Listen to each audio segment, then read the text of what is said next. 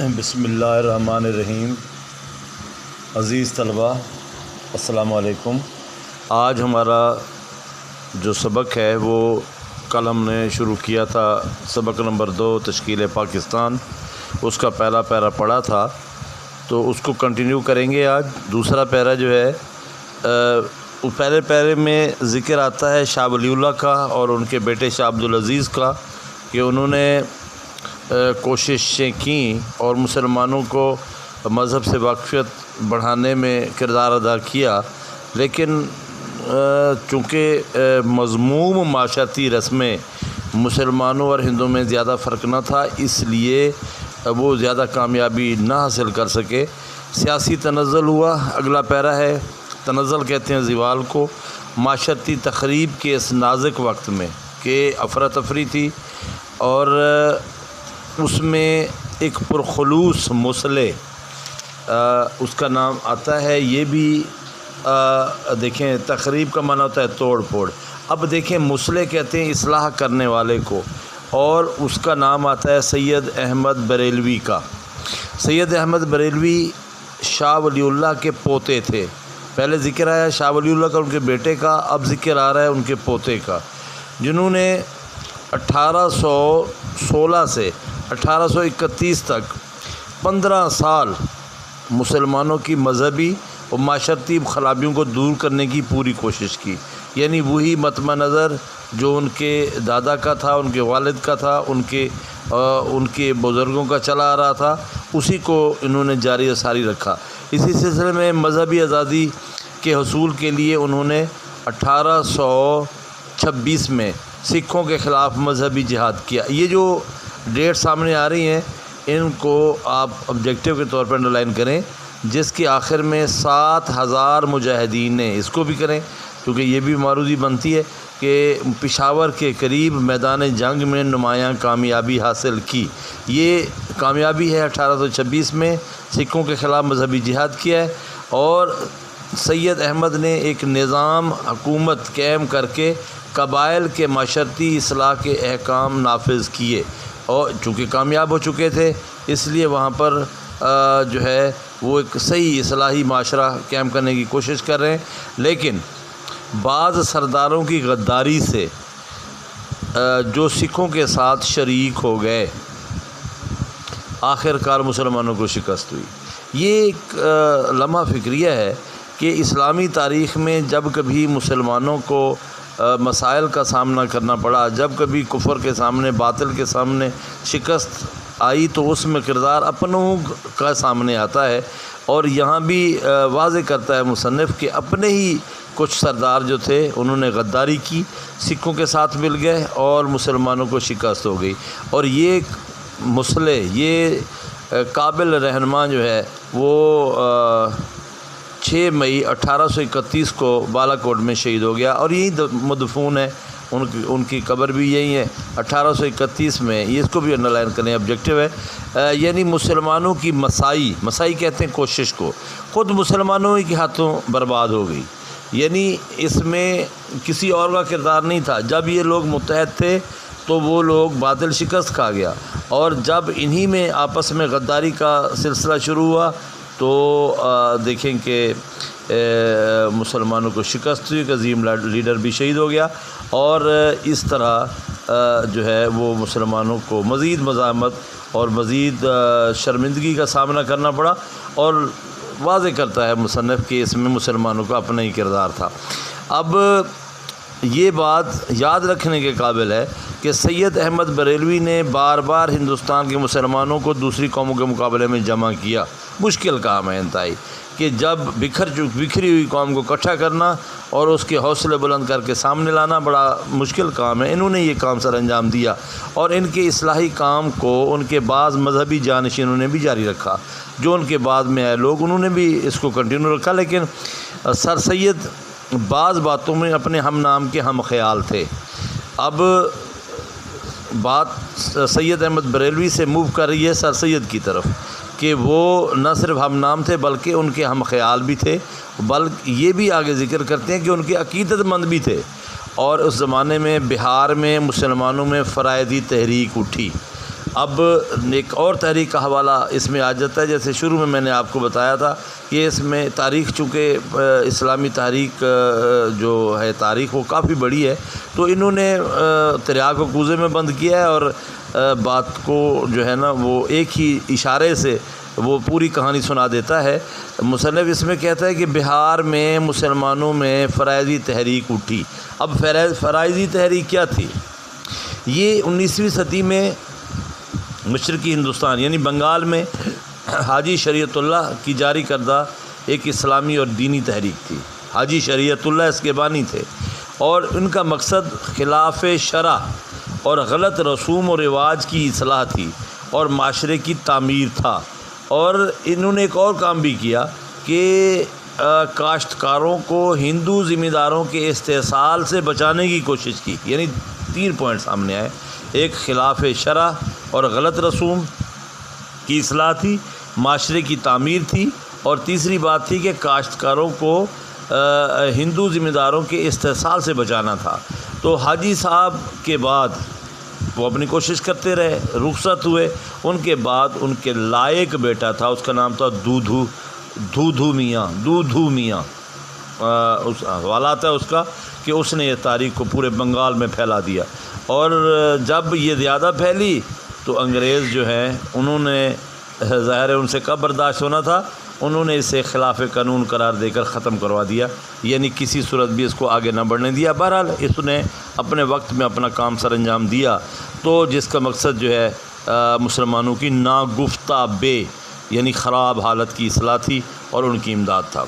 اگلے پیراگراف میں مصنف نے 1857 میں مسلمانوں کی رہی سے عزت میں خاک میں مل گئی۔ آگے آپ اس ڈیٹ کو جانتے ہیں، 1857 کو جنگ آزادی میں شکست۔ انگریزی حکومت 100 سال سے ان کی ذلت کے درپے تھی، یعنی یہ پہلے آ چکے تھے اور اپنی کوشش میں لگے ہوئے تھے اور وہ اس وقت پوری طرح ہندوستان پہ چھا گئے۔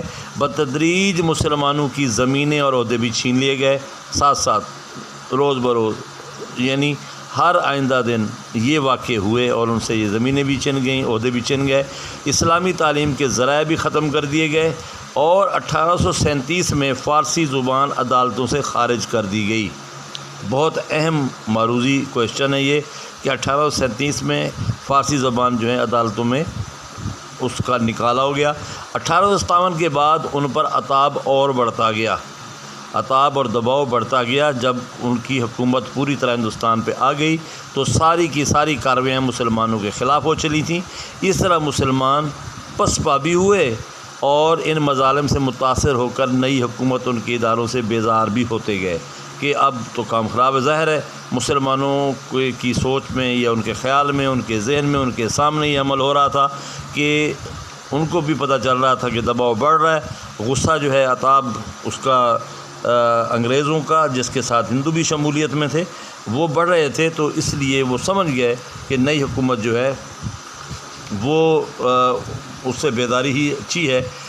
اب دیکھیں کہ یہاں پر جو ذکر کرتا ہے مصنف، وہ کہتا ہے کہ ادھر ہندوؤں کی بے رخی، اب بات آ رہی ہے ہندو کی بے رخی جو ہے وہ کیوں ہوئی، اب یہ ذکر کیوں کرتا ہے وہ؟ اصل میں مسلمان چونکہ عرصہ دراز سے ہندوستان پر حکمران تھے، انہوں نے ہندوؤں کے ساتھ کوئی برے سلوک نہیں کیے، بلکہ سب اقلیتوں کے ساتھ ان کا سلوک بہت اچھا تھا اور ان کو بڑے بڑے عہدے بھی دے رکھے تھے۔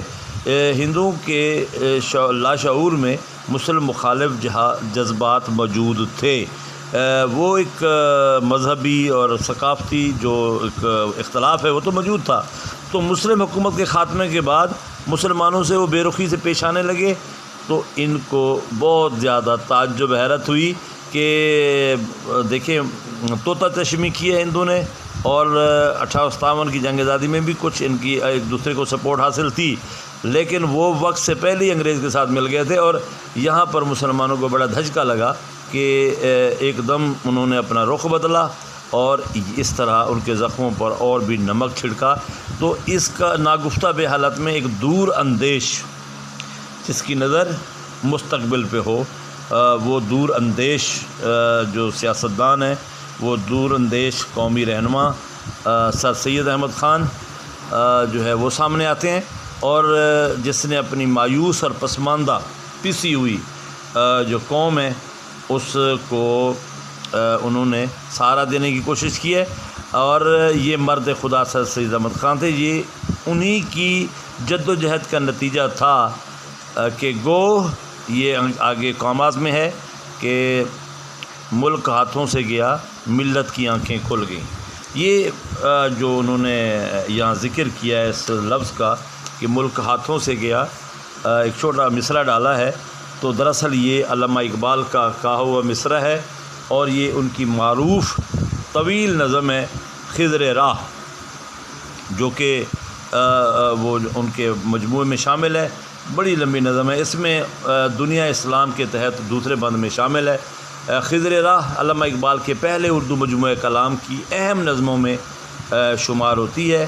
اس کا معنی یہ ہے کہ جب ہندوستان مسلمانوں کے ہاتھوں سے نکل گیا، یعنی 1857 میں مغلوں کی حکومت ختم ہو گئی، تو مسلمانوں کو اپنے زوال کا شدید احساس ہوا کہ وہ حاکم تھے اب غلام بن چکے ہیں.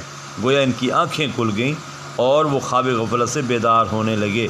تو اس محرومی اور غلامی نے انہیں ایک طرف سے بیدار کر دیا تھا. تو یہ ذکر کرتا ہے تھوڑے سے حوالے سے کہ ملک ہاتھوں سے گیا ملت کی آنکھیں کھل گئی، اس کا مطلب یہ ہے. اس کے بعد ہمارا نیکسٹ پیراگراف ہے کہ سر سید نے قدامت پسند مسلمانوں کو نئے زمانے کی ضروریات سے آگاہ کیا. قدامت پسند کون ہے؟ اس سے مراد وہ مسلمان جن کی سوچ پرانی تھی. قدامت پسند پرانی سوچ کے حامل تھے، اور ان میں سر سید احمد خان نے پرانے خیال کے لوگ یعنی ماضی کی روایت کو پسند کرنے والے لوگوں کو یہ احساس دلایا کہ جناب اب وقت کیا ہے، اب اپنی قوم کو کس طرح آگے لانا ہے. اور ہزار دقتوں سے بڑی کوشش کے بعد نئے علوم کے حصول اور نئی حکومت سے تعاون پر آمادہ کیا. یہ تو بہت لمبی داستان ہے پھر کہ علی گڑھ کا ادارہ، پھر اس میں لوگوں کی مخالفت اور انگریزی بولنے انگریزی پڑھنے کی مخالفت، یہ بہت ساری دقتیں جو ہیں سر سید احمد خان نے جھیلی اور بڑی مشکل سے ان لوگوں کو اس طرف آمادہ کیا. اپنی مذہبی تصانیف اور رسالہ تہذیب الاخلاق کے اجرا سے انہوں نے ثابت کر دکھایا کہ اسلام عقل کے اصولوں پر مبنی ہے.